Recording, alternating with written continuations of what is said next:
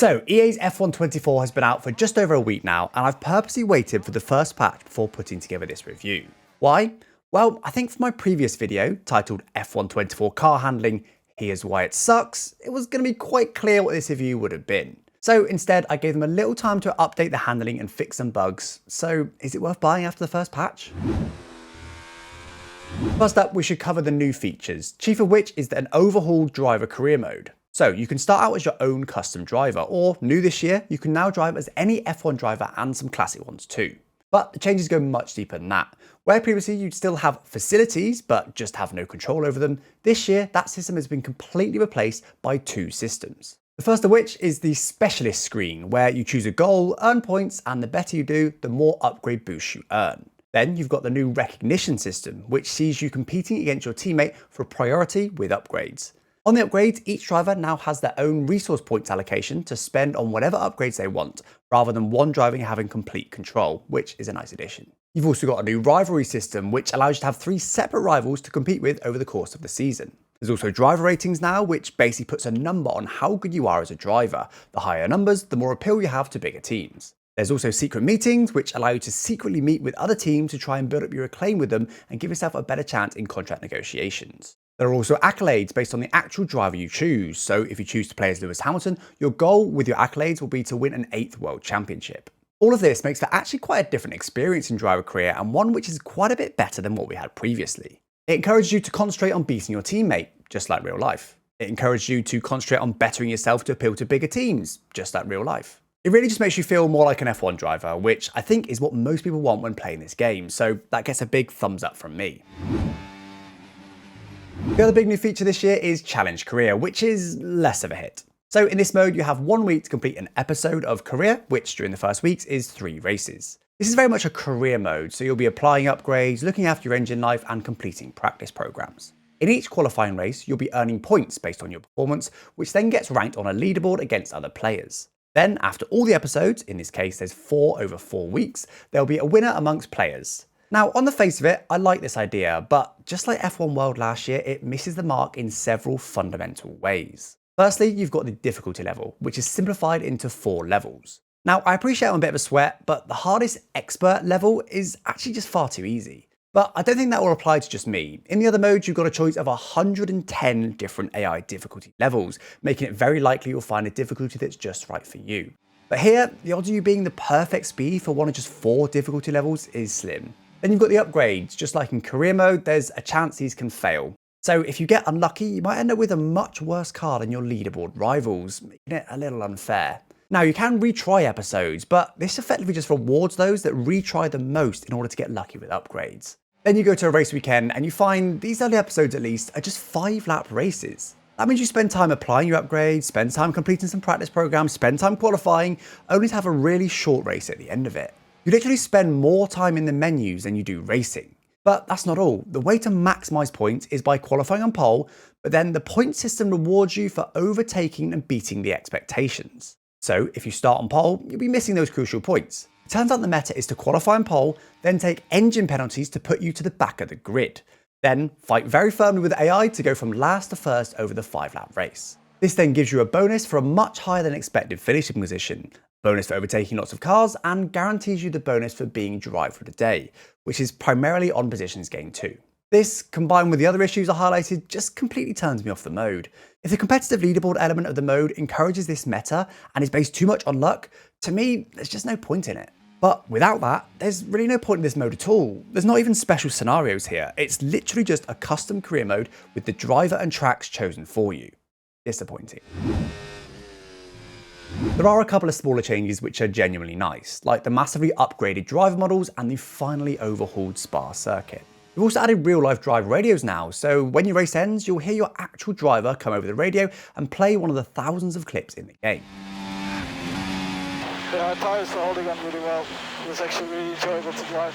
I like this, but I think it would be much cooler to see this expanded massively to happen during the races or during pit stops, but it's a nice step in the right direction. They've also added race objectives now, so during the race you'll get something pop up on the left-hand side of the screen, which will tell you things like, Okay Max, let's try and climb up the order if we can. We're setting you a new target. Push, push. Honestly, I really like this change. It's a smaller one, but I really like that it actually just gives some excitement now to the middle of the races. But now I think it's time to address the elephant in the room. Now, I appreciate this has been talked about to death, but fundamentally this is a driving game. So if the driving part is not up to scratch, it makes everything else completely immaterial. I could easily make a whole nother video on this, but I'll try and keep it as brief as I can. Now, clearly at launch, I was not a fan of the handling. We initially weren't told of any plan changes, so this had me worried, but thankfully they have now released a patch that improves things. So does this mean that the handling is now all their marketing would have you believe, massively overhauled, much more realistic, and it's F1 drivers' favourite driving game ever? No, but it very much depends who you listen to. The F1 esports drivers would still have you believe that this game is one of the worst handling games ever, but to me, after the patch, it feels fine now. They've managed to alleviate almost all of my previous concerns, chief of which was the unnatural feel of the car, incredibly pointy front end, and the very sliding nature of slow speed corners. So what we're left with now is a handling model that, to me, is actually fun to drive again. Is it more realistic? Well, you can still absolutely fly over the curbs, the grip is still way too high, and the front end is still too pointy, so I'd have to say no.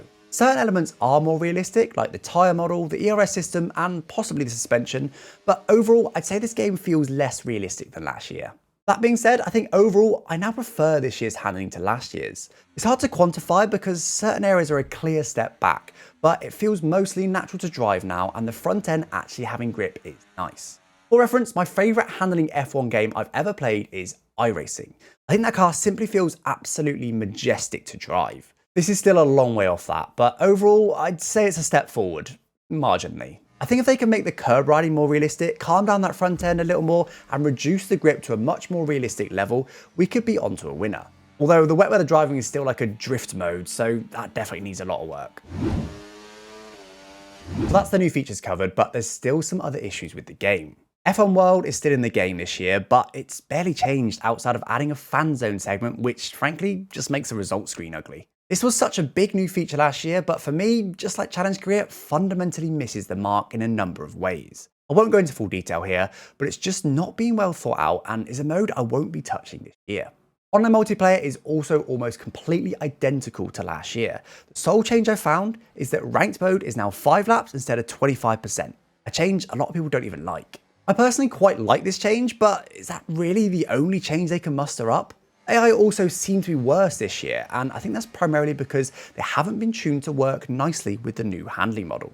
Now don't get me wrong, they can fundamentally drive the cars, but you get these weird DRS or ERS trains now where they just can't overtake each other. This happened to some extent last year, but at least there was some field spread. Now you can literally have a Williams or a Sauber in the train with the leaders. Now they are working on fixing this, but come on. How can you overhaul the handling, but not overhaul the AI to work nicely with the new elements of the handling?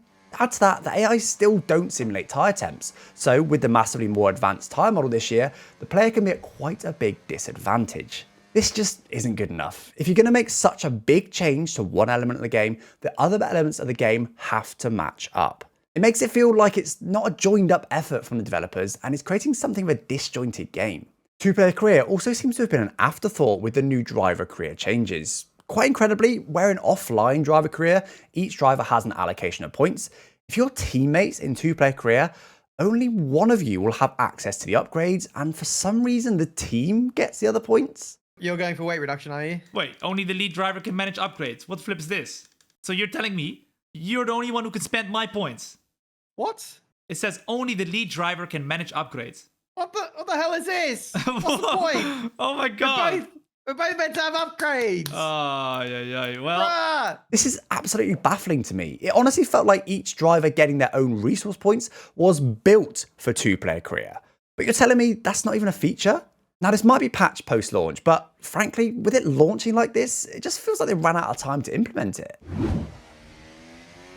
On to the bugs then, of which there are a healthy handful, as there always seems to be at launch of EA's F1 games. And once again, we're seeing bugs that are so painstakingly obvious, you wonder if they test the final version of the game at all. For example, almost everyone who has played the game will have experienced a wet race start, but everyone is forced to start on slick tyres, even the AI. That's a pretty obvious one that I am amazed made it to launch, and it's not even fixed for the first patch. Hot Lap ERS also doesn't deploy as it should in Quali now. This has been slightly improved with patch 1, but it still doesn't deploy nearly as much as it should. AI also never make any mistakes or had any failures in career mode, although that has been fixed with the first patch. And of course, there's still plenty of bugs that have carried over from last year, like red flags sometimes give you the wrong tyre or engine penalties just not applying correctly. Honestly, I could go on, but I will say they've definitely released buggier games before. It's just so frustrating when the bugs are so obvious. If any bug is encountered by almost every player, it should not be in the game at launch. End of. I'm sure they'll patch it into a largely stable state, but don't hold out hope of every bug being fixed. Anyway, how do I summarize all that? I think at this point it's important to highlight that this series of games is one of the most feature-complete racing games out there.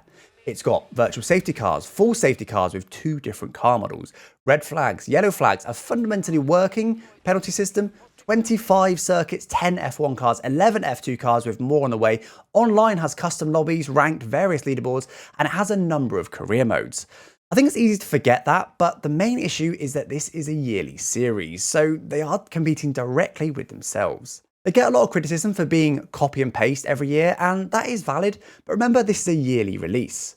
Nobody's forcing you to buy the game every year. If you bought it every 2, 3 or 4 years, like most game cycles are, then I think you'd see considerably bigger changes. With all that being said, I think the main issue is that the big new features keep missing the mark. With F1 22, it was F1 Life with sofas and supercars. Flop.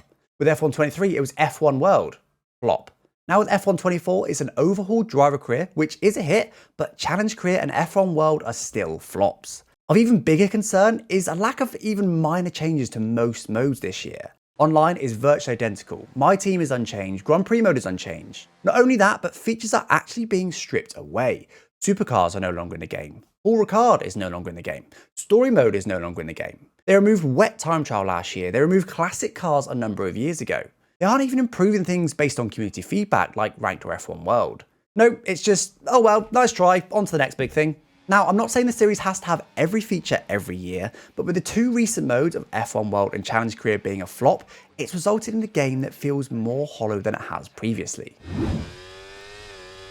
So, should you buy F1 24? I think if you're set on playing driver career as an F1 driver, which to be fair is not a small audience, then I think it could be worth it. That mode is very much the saviour of this game. But if you aren't too fussed about that mode, I really think you're better off buying last year's F1 23.